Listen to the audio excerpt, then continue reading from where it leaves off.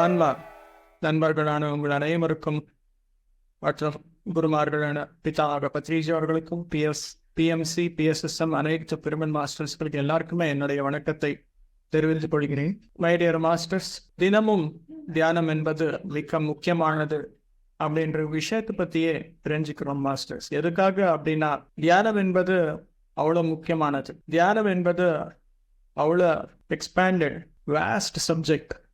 அதுக்காக எவ்வளோ தெரிஞ்சுக்கிட்டாலும் தியானத்தை பற்றி இன்னும் தெரிஞ்சுக்க வேண்டிய விஷயங்கள் இருந்துக்கிட்டே இருக்கும். நேற்று நாம காஸ்மிக் கவர்னமெண்ட் பற்றி சில விஷயங்கள் எல்லாமே தெரிஞ்சுக்கும். காஸ்மிக் கவர்னமெண்ட் அதாவது இந்த Chennai corporation, state government, central government எல்லாமே எப்படி நம்முடைய மாநிலமாகட்டும் நம்முடைய நாடாகட்டும் எப்படி பாதுகாப்பாக இருக்குமோ, எப்படி டெவலப்மெண்ட்ஸ்க்காக உதவுமோ, அதே போல் காஸ்மிக் கவர்னமெண்ட் என்ன செயல்கள் செய்யும் அப்படின்னா, இந்த படைப்புடைய செயல்கள். படைப்பு என்றால் என்ன? ஏதோ ஒன்று உருவாக்கிட்டே இருக்கும். இந்த பூ கிரகம் ஒரு படைப்பு, சூரியன் ஒரு படைப்பு, இந்த சோலார் சிஸ்டம் என்பது ஒரு படைப்பு, இந்த மில்கி வே கேலக்சி என்பது ஒரு படைப்பு. அந்த மாதிரி நிறைய விஷயங்கள் எல்லாமே இருக்கு. காஸ்மிக் கவர்னமெண்ட் என்பது ஒரு கிரகத்துக்கும் அதுக்கு தேவையான பொருட்கள் எல்லாமே சப்ளை பண்றது. அந்த கிரகத்துல டெவலப்மெண்ட்ஸ் ஆகட்டும், அது எல்லாமே செய்வாங்க. யார் செய்வாங்க? யார் மூலமா செய்வாங்க? செயலாளர்கள் யாரு அப்படின்னும் போது, உயர்ந்த நிலையில யாரெல்லாம் ஆன்மாக்கள் இருப்பார்களோ அவங்க தான் அந்த செயலாளர்கள். அப்படி எல்லாமே அந்த செயலாளர்கள் தான் நாம் எல்லோரும் மாஸ்டர்ஸ். இல்லாட்டி இந்த விஷயங்கள் எல்லாமே கேட்கறதுக்கு நீங்க இந்த ஜூம் செஷனுக்கு வர்றதுக்கு வாய்ப்பே இல்லை. போன பிறவில, அதுக்கு முன்னாடி பிறவில எத்தனையோ விஷயங்கள் எல்லாமே தெரிஞ்சுக்கிட்டு, தியானத்தின் மீது சில விஷயங்கள் தெரிஞ்சுக்கிட்டு, சாதனை செய்து இந்த உலகத்திற்கு ஏதாவது செய்யணும் அப்படின்னு சொல்லி வந்தவங்க தான் நாம் எல்லோரும். அப்படி இல்லாம இருந்தால் ஏதோ ஒரு பிள்ளையர் கோயில், ஏதோ ஒரு பூஜை, ஏதோ ஒரு நமாசு, ஏதோ ஒரு பிரேயர், இந்த விஷயங்கள்ல இருப்போம். யாரெல்லாம் எந்த ஆன்மாக்கள் எல்லாமே இந்த உயர்ந்த நிலைகள்ல இருப்பார்களோ அவங்களுக்கு இந்த தியானத்துடைய அறிமுகம் செய்த உடனே, ஆமா இதற்காக தான் நான் இருக்கேன் அப்படின்னு சொல்லி அவங்க நினைச்சு அந்த தியானத்தை கடைபிடிப்பாங்க. அப்படி இல்லாம இருந்தால் அட்லீஸ்ட் இன்ட்ரெஸ்ட் காமிப்பாங்க. அடப்போப்ப தியானம் நான் வரல அப்படின்னு சொல்ல மாட்டாங்க. ஏதோ இருக்கு இதுல அப்படின்னு சொல்லி இன்ட்ரெஸ்ட் காமிச்சு உள்ள வந்துருவான். சைவ உணவின் மகத்துவம் சொன்ன உடனே ஆமா இது கரெக்ட் தான் அப்படின்னு சொல்லி நினைச்சு அதை கடைபிடித்து நடைமுறைப்படுத்துவாங்க. திரும்பி அந்த மாமிச உணவு சாப்பிட மாட்டாங்க. இதுதான் இண்டிகேஷன்ஸ். யாரெல்லாம் தியானம் செய்வார்களோ, யாரெல்லாம் இந்த சைவ உணவாளர்களாக இருப்பார்களோ, யாரெல்லாம் இந்த தியான பிரச்சாரத்திற்காக உதவி செய்வார்களோ, எனக்கு அப்படின்ற விஷயங்கள் எல்லாமே கம்மி பண்ணி இந்த உலகத்திற்காக நான் ஏதாவது செய்யணும் அப்படின்ற ஒரு எண்ணத்துடன் வாழ்க்கை வாழ்வார்களோ, அது எந்த விஷயமா இருந்தாலும் சரி. நீங்க டொனேஷன் கொடுக்குறீங்களா, அன்னதானம் செய்யறீங்களா, பாம்ப்ளெட் எல்லாருக்குமே போய் கொடுக்குறீங்களான்னு, புத்தகத்தை 4 பேருக்கு வாசிங்க அப்படின்னு சொல்றீங்களா, கிளாஸஸ் சொல்றீங்களா, எந்த விஷயம் செய்தாலும் அது உலகத்திற்கு, இந்த பூ கிரகத்துக்கு நீங்க செய்யற ஒரு நன்மை. அந்த மாதிரி மனம், அந்த மாதிரி எண்ணங்கள், அந்த மாதிரி சிந்தனைகள் யாருக்கெல்லாம் இருக்குமோ அவர் எல்லாமே உயர்ந்த நிலையில இருக்கும் ஆன்மாக்கள் என்பது நாம மறக்கக்கூடாது. இது எல்லாமே இண்டிகேஷன். மேல் உலகங்கள்ல நிறைய விஷயங்கள் எல்லாமே தெரியும். நம்ம ஆன்ம ஸ்வரூபங்களாக இருக்கும்போது எல்லாமே தெரியுது. நான் இத்தனை பிறவிகளோட பயணம் எல்லாமே முடிச்சு வந்திருக்கேன், இதுதான் சத்தியம், இதுதான் உணர்ந்தேன், இதுதான் வாழ்க்கை முறை, இதுதான் என்னுடைய பொறுப்பு என்ற விஷயங்கள் எல்லாமே தெரியும். அதுக்காக என்ன இருப்பாங்க? சத்தியத்தோட வாழ்க்கை வாழும்போது எப்பவுமே மகிழ்ச்சியா இருப்பார்கள், எப்பவுமே ஃப்ரெண்ட்லியா இருப்பார்கள். நீ என்னுடைய மனைவி, நான் சொன்னது நீ கேட்கணும்.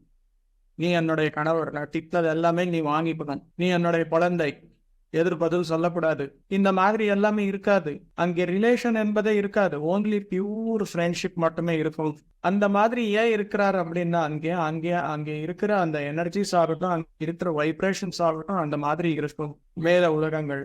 அந்த உலகங்களுடைய சத்தியங்கள், அங்கே இருக்கிற அனைத்து விஷயங்களுமே இங்கே இந்த பூ உலகத்துல கொண்டு வரணும் அப்படின்னு சொல்லிதான் நம்மளை அமைச்சிருக்காங்க. யாரு? Cosmic government. அதுதான் நம்முடைய பொறுப்பு. இது எல்லாமே எப்படி நம்புறது, எப்படி நம்ம இந்த விஷயங்கள் எல்லாமே தெரிஞ்சுக்கிறது அப்படின்னா, அதுக்காக தான் நமக்கு ஒரு 3ஆம் கண் என்பது இருக்கு. ஆஸ்ட்ரல் பாடி என்பது ஆஸ்ட்ரல் டிராவல் செய்யறதுக்காக ரெடியா இருக்கு. ஆனா தியானத்துல மட்டும் உட்காரணும்.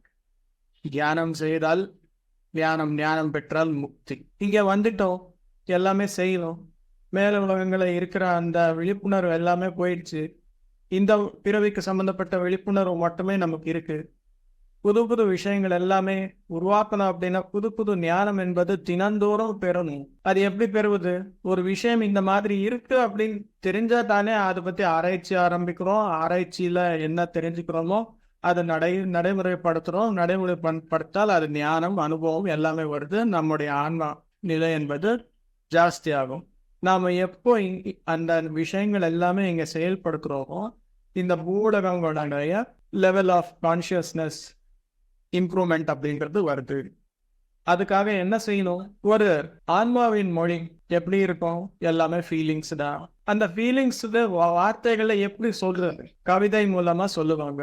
அந்த கவிதை எப்படி உருவாக்கினார்? எங்கிருந்து வந்தது? அவங்களுடைய சோர்ஸ் என்ன? இந்த விஷயங்கள் எல்லாமே தெரிஞ்சுக்கணும் அப்படின்னா நீங்க ஷேக்ஸ்பியர் வரலாறு படிக்கணும். அதே போல் ஒரு நாட்டுக்காக எவ்வளோ ப்ராப்ளம்ஸ் இருக்கோ அத்தனை ப்ராப்ளம்ஸ் சால்வ் பண்ணி நாட்டுக்கு சுதந்திரம் எப்படி கொண்டு வந்தார் அப்படின்ற விஷயங்கள் எல்லாமே அவருடைய சிந்தனைகளுடைய முறை, அவருடைய செயல்களுடைய முறை எல்லாம் தெரிஞ்சுக்கணும் அப்படின்னா மகாத்மா காந்தி அவர்களுடைய வரலாறு படிக்கும். ஒரு ஆன்மாக்கு எப்பவுமே புது புது அனுபவங்கள் வேணும். ஒரு தைரியம் என்பது, ஒரு கருணை என்பது, ஒரு பொறுமை என்பது, இந்த மாதிரி விஷயங்கள் எல்லாமே தெரியணும். ஒரு புத்திசாலியாக, தைரியசாலியாக ஒரு ஆன்மாக்கு அனுபவம் யாராச்சும் கொடுத்திருக்காங்க அப்படின்னா அது யாரு அப்படின்னா சத்ரபதி சிவாஜி மகாராஜ் அவர்கள். அவர்களுடைய வரலாறு நம்ம படிக்கும் போது அந்த ஆன்மா இங்க வந்து அந்த தைரியமாக, புத்திசாலியாக ரெண்டும் கலந்து இந்த நாட்டுக்கு ஏதாவது உதவி செஞ்சிருக்கு அப்படின்னா அவங்களுடைய வரலாறு படித்தால் அது எல்லாமே தெரியும். ஹியூமனிட்டி, அதாவது மனித குலத்திற்கு ஏதாவது நல்லது பண்ணணும் அப்படின்னு சொல்லி எனது நான் அப்படின்ற விஷயங்கள் எல்லாமே விட்டுட்டு சேவை செலுத்தியிருக்காங்க. ஒரு நாளுக்கு 16 மணிலிருந்து 18 மணி நேரம் சேவைக்குள்ள இருக்கிறார் அப்படின்னா அவர் யாரு அப்படின்னா மதர் தெரேசா. அவருடைய வரலாறு படிச்சாக்கா ஹார்ட் கான்சியஸ்னஸ், ஹார்ட் எக்ஸ்பான்ஷன் என்பது நல்ல நடக்கும். அதே போல் ரவீந்திரநாத் டாகூர் அவருடைய வரலாறு படிச்சாக்கா நிறைய விஷயங்கள் தெரியுது. அதே போல் தமிழ்நாட்டில் எத்தனையோ சித்தர்கள் இருக்காங்க, ஆந்திராவில் எத்தனையோ சித்தர்கள் இருக்காங்க.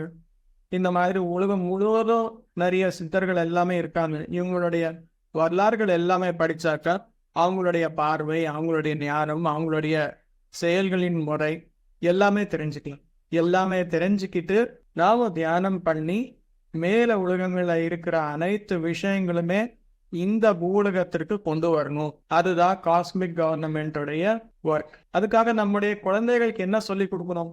சின்ன வயசுல இருந்து தியானம் சொல்லி கொடுக்கணும். ஒரு தாய் தந்தையராக இருக்கும்போது வெறும் வீட்டு பிரச்சனையை எப்படி சால்வ் பண்ணணும் அப்படின்றது மட்டுமே கிடையாது. இந்த நாட்டுடைய பிரச்சனைகள் பத்தி அவங்க கிட்ட சொல்லணும். ஏன் இந்த மாதிரி இருக்கு இந்த நாடு, இந்த மாநிலம், இந்த மாவட்டம், நம்ம ஊரு இந்த மாதிரி ஏன் இருக்கு அப்படின்ற விஷயம் சொல்லணும். சொன்னாக்கா அந்த குழந்தை வயசுல இருந்து அந்த மனம் என்பது ஃபார்ம் ஆகும்போது ஆட்டோமேட்டிக்கா ஒரு நாள் அவங்களுக்கு வருது பார்வை. என்ன வருது? இந்த உலகமுடைய பிரச்சனை கிளியர் பண்ணணும் அப்படின்னா நான் என்ன பண்ணணும் அப்படின்னு சொல்லி அவங்களுக்கு உள்ளே வரும்போது he will become a leader. அந்த லீடருக்காக காஸ்மிக் கவர்னமெண்ட் எப்பவுமே ட்ரை பண்ணிட்டே இருக்கும். அதற்காக நாம் எல்லோரும் வந்திருக்கும் மாஸ்டர்ஸ். இந்த தியானம் செய்யும் போது இத்தனை விஷயங்கள் எல்லாமே தெரிஞ்சுக்கிட்டு நாம் எல்லோரும் எவ்வளவு சேவை செய்யணும். ஒரு செயலாளர்களாக இருக்கும்போது cosmic government servants. On the other hand நமக்காக நாம் நம்முடைய ஸ்கில்ஸ் ஆகட்டும், நம்முடைய எனர்ஜி ஆகட்டும், நம்முடைய ஆன்ம சக்தி ஆகட்டும் எல்லாமே ஜாஸ்தி பண்ணிக்கணும். அதற்காக நேரம் வீணாக்காமல் நேரம் இருக்கும்போது எல்லாமே தியானம் பண்ணுங்க. இல்ல சுவாத்தியாயம் புத்தகத்தை வாசிங்க, அல்லது பக்கத்துல யாரோ ஒருத்தர் இருப்பாரு அவங்களுக்கு தியானம் என்பது சொல்லுங்க. ஆட்டோமேட்டிக்கா அவங்க மூலமா நடக்க வேண்டிய செயல்கள் எல்லாமே நடக்க ஆரம்பிச்சாக்கா அந்த கிரெடிட் எல்லாமே உங்களுக்கு தான் மை டியர் மாஸ்டர்ஸ். அதுதான் cosmic கவர்னமெண்டோடைய plans. Thank you, masters. எல்லோருக்கும் வணக்கம். நன்றி.